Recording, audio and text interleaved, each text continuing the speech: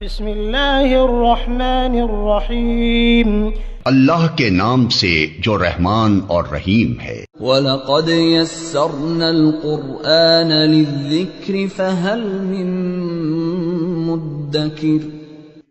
ہم نے اس قرآن کو نصیحت کے لیے آسان ذریعہ بنا دیا ہے، پھر کیا ہے کوئی نصیحت قبول کرنے والا؟ یہ سورۃ طٰہٰ کی آیت نمبر 109 ہے۔ اس سے پہلے کا مضمون یہی چل رہا تھا کہ قیامت کا دن ایک ہولناک دن ہے۔ جو کوئی اللہ کے کلام سے اعراض کرے گا قیامت کے دن اس کے لیے عذاب کا بوجھ ہوگا اور ہمیشہ ہمیشہ کے لیے وہ عذاب کے بوجھ میں رہے گا۔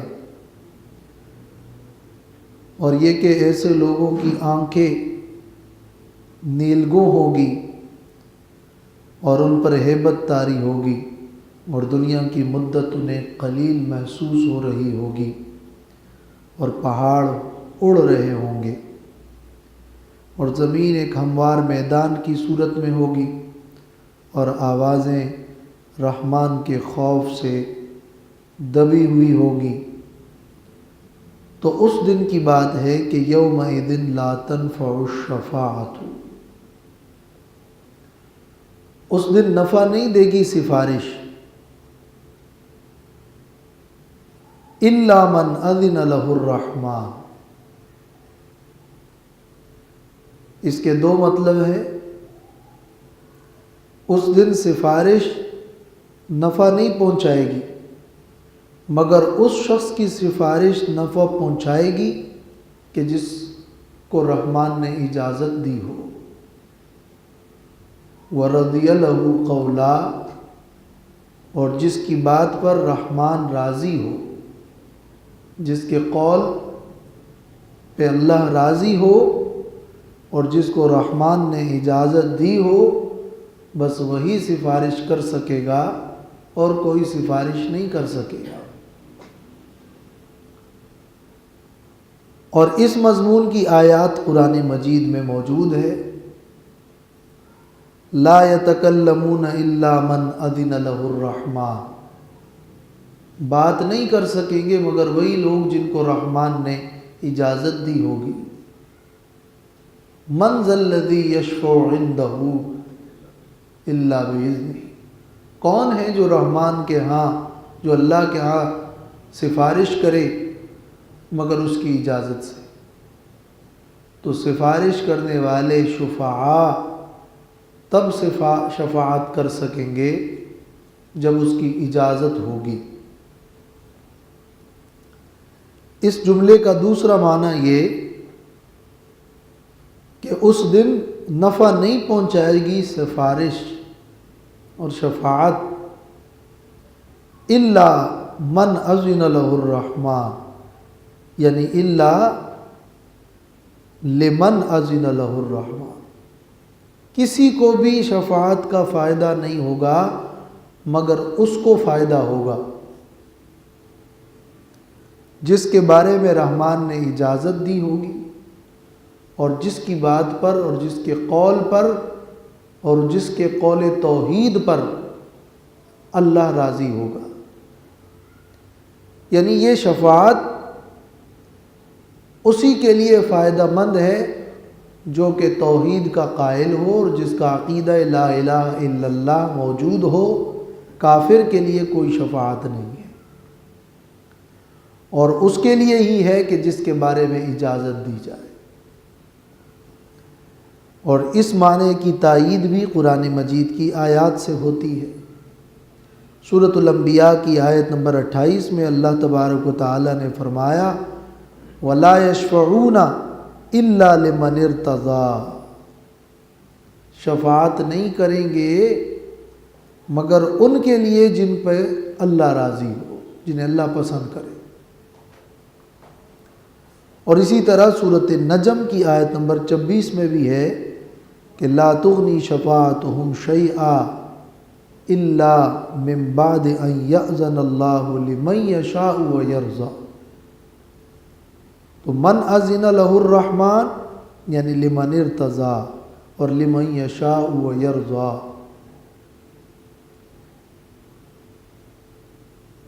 ان دونوں مطلبوں کے حساب سے معنی واضح ہے کہ شفاعت ثابت ہے اللہ تبارک و تعالیٰ کی اجازت سے، اور شفاعت ثابت ہے اس کے حق میں کہ جو مومن ہوگا کافر کے لیے کوئی شفاعت نہیں ہوگی. لفظ شفاعت شین فا عین، یہ شفع اور شفع مقارنۃ الشیئین کو کہتے ہیں، دو چیزوں کا مل جانا. شفع جفت کو کہتے ہیں، والشفع والوتر، طاق کو کہتے ہیں وتر، جفت کو کہتے ہیں شفع. شفع کا معنی ملنا، انضمام، ملنا. تو طاق عدد کے ساتھ دوسرا عدد ملتا ہے تو وہ جفت بنتا ہے.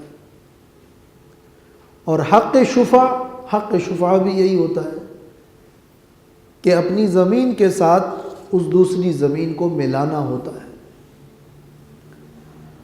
تو لغت کے اندر شفاعت کا مطلب یہ ہے کہ کسی تک رسائی حاصل کرنا اور کسی کے ساتھ مل جانا اور اس کی بنیاد پر اپنا کام نکالنا، اور اس کو اردو میں سفارش کہتے ہیں.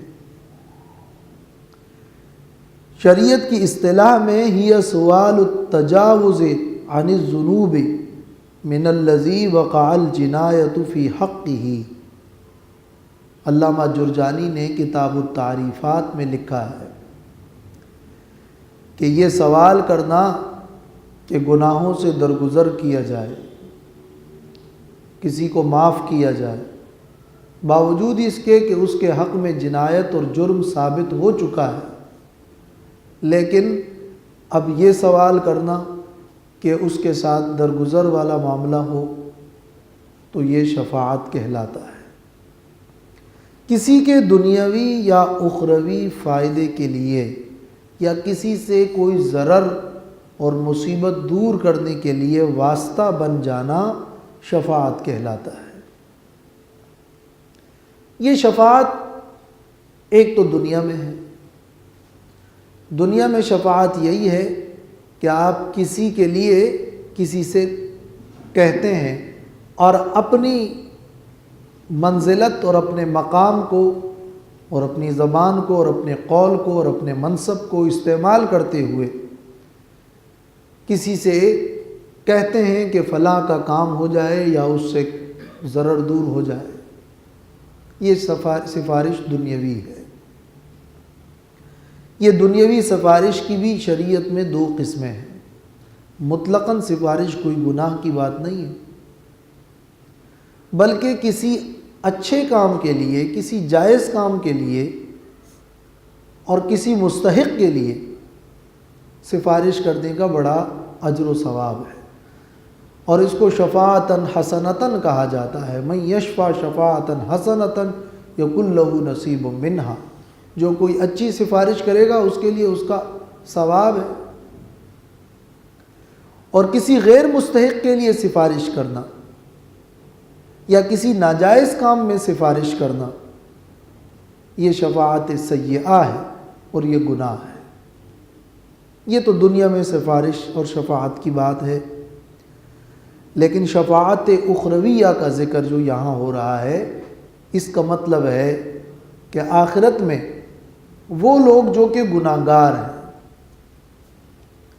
اور ان کے لیے اللہ تعالیٰ کے محبوبین انبیاء علیہم السلام، اولیاء اور صالحین ان کے لیے شفاعت کرے اور اللہ تعالیٰ سے سوال کرے، اللہ سے دعا کرے کہ اللہ ان کو معاف فرما. یہ شفاعت آخرت میں ثابت ہے اور متواتر احادیث سے ثابت ہے، اور یہ جو آیت ہے اس سے بھی ثابت ہے. لیکن شرط یہ ہے کہ یہ شفاعت اس کے لیے ہوگی جو کہ کافر نہ ہو اور مومن ہو. یہ شفاعت گناہگاروں کے لیے ثابت ہے، لیکن مشرکین کے لیے، کفار کے لیے کوئی شفاعت نہیں ہے اور شفاعت کا کوئی فائدہ نہیں ہے۔ دوم، یہ شفاعت اللہ تبارک و تعالیٰ کی اجازت سے ہی ہوگی۔ یہ کوئی ایسی شفاعت نہیں ہے کہ اللہ تعالیٰ ان محبوبین سے معاذ اللہ مجبور ہوگا یا اللہ ان کی محبت میں مغلوب ہوگا اور اللہ پر یہ کوئی ایک جبر ہوگا کہ وہ ان کی اس شفاعت کو ضرور قبول کریں، بلکہ جو بھی سفارش ہے وہ اللہ کی مشیت اور اللہ کے ارادے پر موقوف ہے، اللہ کی اجازت سے ہوگی۔ ایسا بالکل نہیں ہے اور نہ اللہ کی شان کے لائق ہے، اور یہ بات بھی مشرکانہ ہے کہ اگر اللہ سفارش قبول نہ کرے تو معاذ اللہ اللہ کو کوئی رنج ہوگا، نہیں، اللہ کو کوئی نقصان پہنچے گا، نہیں، ایسا نہیں ہے۔ لیکن اللہ نے اپنے کچھ محبوبین کو یہ مقام عطا فرمایا ہے، اپنے انبیاء کو اور اپنے صالحین کو یہ عزت بخشی ہے کہ تمہارا ایک مقام ہے، تمہیں میں نے عزت دی ہے، تم مجھ سے مانگو ان فلاں فلاں فلاں گناہ گاروں کے بارے میں، شفاعت کرو، مانگو، میں عطا کروں گا۔ اس کا مقصد اللہ تبارک و تعالیٰ کی رحمت کا مظہر بھی ہے، اور اس کا مقصد ان نیک لوگوں کی اور انبیاء اور اولیاء کے مقام اور مرتبے کو ثابت کرنا اور ان کی عزت افزائی بھی ہے۔ لہٰذا ایک شفاعت ہے کہ کوئی اللہ پر معاذ اللہ غالب ہے یا کسی سے اللہ مجبور ہے، اس کی وجاہت اتنی ہے کہ اللہ اس کی بات ٹال ہی نہیں سکتا اور اس پر قادر نہیں ہے، یا اللہ کسی کی محبت میں اتنا گرفتار ہے کہ معاذ اللہ وہ مغلوب ہو گیا۔ ایسی باتیں مشرکانہ ہیں۔ شفاعت بالاذن ثابت ہے، شفاعت اجازت سے ثابت ہے، اور شفاعت مومن کے لیے ثابت ہے، کافر کے لیے اور مشرک کے لیے ثابت نہیں ہے۔ بس یہ دو قیودات ذہن میں رہے۔ باقی عظیم مقام شفاعت کبریٰ کا اور شفاعت عظمیٰ کا نبی کریم صلی اللہ علیہ وسلم کو حاصل ہے، اور تعجیل الحساب کہ حساب جلد شروع ہو جائے، اس کے لیے نبی صلی اللہ علیہ وسلم کی شفاعت ثابت ہے۔ گناہ گاروں کے لیے، کبیرہ گناہ والوں کے لیے شفاعت ثابت ہے، درجات کی بلندی کے لیے شفاعت ثابت ہے، مومنین کی شفاعت ثابت ہے، قرآن اور روزے کی شفاعت ثابت ہے۔ یہ شفاعت قرآن مجید کی روشنی میں ثابت ہے۔ یہاں جس شفاعت کی نفی کی جا رہی ہے اور ساتھ میں اس کے پھر شرائط کے ساتھ جو ثبوت اس بات کیا جا رہا ہے، اس سے شفاعت کا مسئلہ واضح ہو رہا ہے۔